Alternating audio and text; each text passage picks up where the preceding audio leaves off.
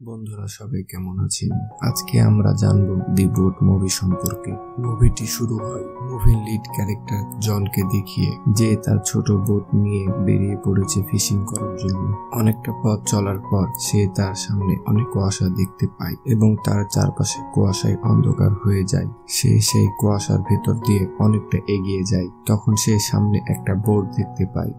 সেই বোর্ডের কাছে যায়।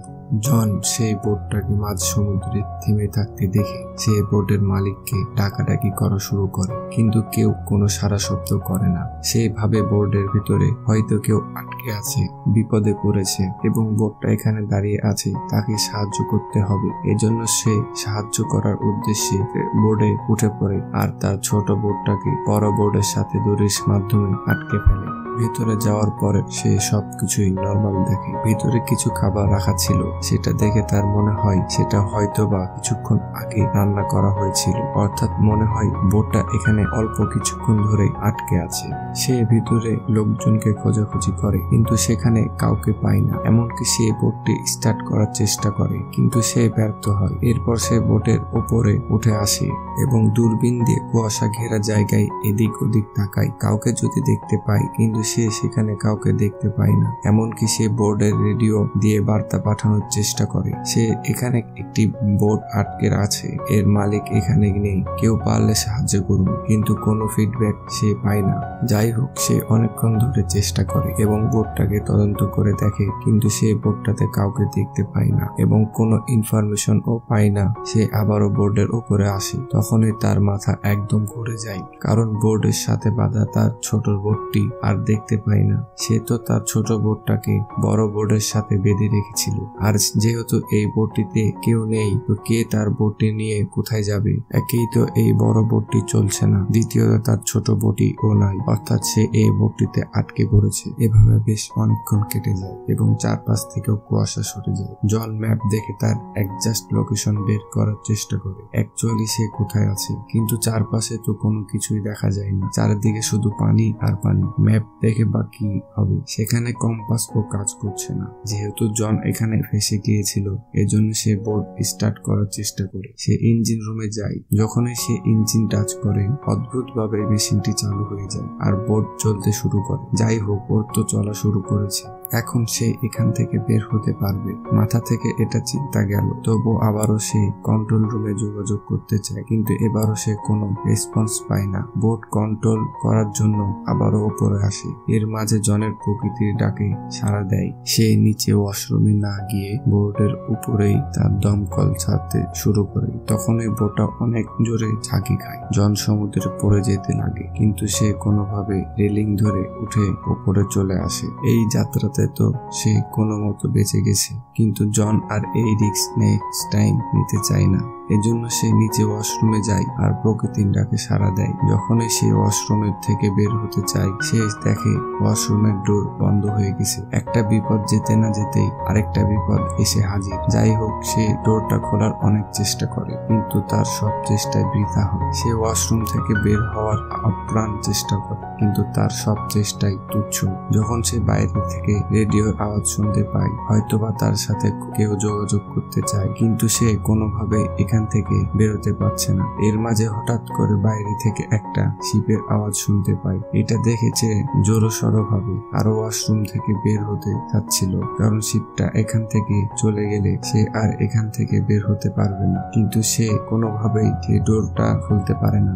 এবার সে ওয়াশরুমের জানালা দিয়ে হাতে একটি কাপড় নিয়ে নাড়াচাড়া করতে থাকে, যাতে ক্যাপ্টেন তার হাতে নাড়াচাড়া করা কাপড়টি দেখতে পায় এবং তাকে হেল্প করতে এগিয়ে আসে। কিন্তু এত দূর থেকে তার হাতে নাড়াচাড়া দেখা যায় না এবং শিপ সেখান থেকে চলে যায়। এবার জন সেই বোটটাকে থামানোর চেষ্টা করে। সে হাতে একটি রশি নেয়, রশিটা পানির ভেতরে ফেলে দেয়, যাতে তার বোর্ডের পাখার সাথে দড়িটা আটকে যায় এবং বোটটি থেমে যায়। কিন্তু এখানে ঘটে একটি অঘটন। যখন রশিটা পাখার সাথে পেঁচায় তখন অনেকটা টান পড়ে এবং সেই রশিটা গিয়ে জনের গলায় পেঁচিয়ে যায়। ওদিকে পাখার টানে রশিটা আরো টাইট হয়ে যায় এবং জনের গলায় ফাঁসির মতো আটকে যায়। অবস্থা অনেকটাই খারাপ হয়ে যায়। সে প্রায় মৃত্যু শয্যায়। তখন সে কোনোভাবে অনেক চেষ্টা করে তার গলার রশি থেকে নিজেকে ছড়িয়ে নেয়। সে মরতে মরতে বেঁচে গেছে। তার অবস্থা অনেকটাই খারাপ, তার গলার অবস্থা অনেকটা ভালো না। সেভাবে তার জীবনের সবচেয়ে বড় ভুল হলো সে এই বোটে উঠেছিল। জন আবারও চেষ্টা করে এই ওয়াশরুম থেকে বেরিয়ে যাবার। সে ওয়াশরুমের ডোর ধরে টানাটানি করে। এবার তার কাছে মনে হয় কেউ হয়তো বা পেছন থেকে ওয়াশরুমের দরজাটা আটকে দিয়েছে এবং টেনে ধরে রেখেছে। আর বাইরে কেউ আছে কিনা জিজ্ঞাসা করে এবং তার কাছে ক্ষমা চায়। সে এখানে ভুল করে চলে এসেছে, তাকে যেন যেতে দেওয়া হয়, কিন্তু বাইরে থেকে কোনো রেসপন্স আসছিল না। এবার জন কান্না করে আকুতি বিনতি করতে থাকে তাকে যেন ছেড়ে দেওয়া হয়, তবুও বাইরে থেকে কোনো রেসপন্স পাওয়া যায় না। এদিকে জন অনেকক্ষণ আটকে থাকে, পানির পিপাসায় ভুগছিল। সে ওয়াশরুমে শাওয়ার থেকে পানি খায় এবং এভাবে কতক্ষণ আর সে এখানে আটকে থাকবে। এদিকে বোট নিজের গতিতে কোথায় যাচ্ছে জন নিজেও জানে না। এভাবে চলতে চলতে রাত হয়ে যায়। তখন ওই সমুদ্রের বিশাল বড় ঝড় আসে। ঝড়ে বোটটা একদম লন্ডভন্ড হয়ে যায়, অনেক জায়গায় ভেঙে যায় ও যার ফলে বোটের ভিতর পানি ঢুকতে শুরু করে। ঝড় থেমে গেলে দেখা যায় পানি বোটের ভিতরে ঢুকে জনের একদম গলা সমান হয়ে গিয়েছে। তার অবস্থা অনেকটাই খারাপ হয়ে গেছে। জন কোনোভাবে বোট থেকে বের হতে চাচ্ছিল। সে শেষ চেষ্টা হিসেবে এখান থেকে বের হবার আবার একবার চেষ্টা করে। এবার যখন সেই গেটটাকে খুলতে যায় তখন সে দেখতে পায় গেট তো আগে থেকেই খোলা আছে। সেটা দেখে অবাক হয়ে যায়, তাহলে এতক্ষণ গেটটা কেন আটকানো ছিল? যাই হোক, সে গেট থেকে বের হয়ে বোর্ডের উপরে চলে আসে। জন কোনোভাবে সেই ওয়াশরুম থেকে বেরিয়ে গেছে। সে এবার আর এই বোর্ডে থাকতে চায় না। এজন্য সে এয়ার ব্যাগ আর দড়ি দিয়ে একটা ছোট নৌকা বানায়। সে নৌকাটা এত ছোট ছিল যে সেটা এই সমুদ্রে সার্ভাইভ করতে পারবে না। এজন্য সে তার নৌকা বোর্ডের সাথে বেঁধে রাখে। যেহেতু বোটটা এখনো চলমান, এজন্য সে বোটটার পিছনে পিছনে যেতে চায়, কারণ বোটের ভিতরে অনেক পানি ঢুকে গিয়েছে। যে কোনো সময় এই বোটটি ডুবে যেতে পারে। এর জন্য সে সাপোর্ট হিসেবে ছোট একটি বোট বানিয়ে নিয়েছে। কিন্তু যখন জন তার ছোট নৌকায়, তখন বড় বোটটা চলা বন্ধ করে দেয়। একদম স্থির হয়ে যায়, যেন সেটাকে কেউ বন্ধ করে দেয়। এভাবে সে অনেকক্ষণ অপেক্ষা করতে থাকে কখন সে বোটটা চলবে আর কখন সে এখান থেকে বের হবে। কিন্তু এটা একটা সময় তার ধৈর্যের বাঁধ ভেঙে যায়। এ বোঝা যায় ছোট নৌকা দিয়ে এখান থেকে বের হতে পারবে না। সে যদি এখান থেকে বের হতে চায় তাহলে এই বড় বোটটিকে তাকে এখান থেকে বের করতে পারবে। এজন্য সে সিদ্ধান্ত নেয় এই বড় বোটটা নিয়ে এখান থেকে বের হবে। যেমন ভাবনা তেমন কাজ। সে আবারও বড় বোটটাতে ফিরে আসে। বোর্ডের ভেতরে জমা পানি সব বাইরে বের করে। বোর্ডের ভিতরে ঝড়ের পর যা সমস্যা ছিল সব সমস্যা সমাধান করে ফেলে এবং ফাটা জায়গাগুলো ভালোভাবে জোড়া লাগিয়ে ফেলে যাতে সেখান থেকে আর পানি না ঢুকে। সবকিছু করার পর আবারও সে রেডিও মাধ্যমে যোগাযোগ করার চেষ্টা করে, কিন্তু এবারও ব্যর্থ হয়। তাকে কেউ কোনো রেসপন্স করে না। এদিকে বোর্ড ও থেমে আছে। সে কিভাবে এখান থেকে বের হবে? আবারও ম্যাপ দেখতে শুরু করে কিভাবে এখান থেকে বের হওয়া যায়। বোট ও স্টার্ট করতে চায়, তো সে বোট স্টার্ট করতে পারে না। ওখানে সে দেখতে পায় দূরে আর একটা ছোট জাহাজ আসছে। তখন সে তার ছোট নৌকাদের জাহাজের কাছে যেতে চায়। অনেকটা দূরে দড়ি করে যেতে অনেক সময় লাগে। ছোট নৌকা বাইতে শুরু করে, পরবর্তী বড় নৌকাটি তার পিছনে আসতে শুরু করে। একটা সময় পর বড় নৌকাটা তার ছোট নৌকাকে ধাক্কা দেয়। ধাক্কা দিতে যাবে এমন সময় জন সমুদ্রে লাফিয়ে পড়ে এবং তার জান বাঁচায়। কিন্তু সেখান থেকে ততক্ষণে সেই বড় জাহাজটি চলে যায়। এবার জন বোটটিকে ভয় পেতে শুরু করে। আসলে বোটটা তার কাছে কি চায়, বা ওটাকে কেউ বা কন্ট্রোল করছে, তার পেছনে কি কোনো শত্রু লেগে আছে, নাকি বোটটা কোনো ভূত আছে। সে এগুলো ভেবে পানিতে অনেকটা সময় পার করে দেয়। কিন্তু এই পানিতে অনেক বড় বড় হাঙ্গর মাছ ছিল।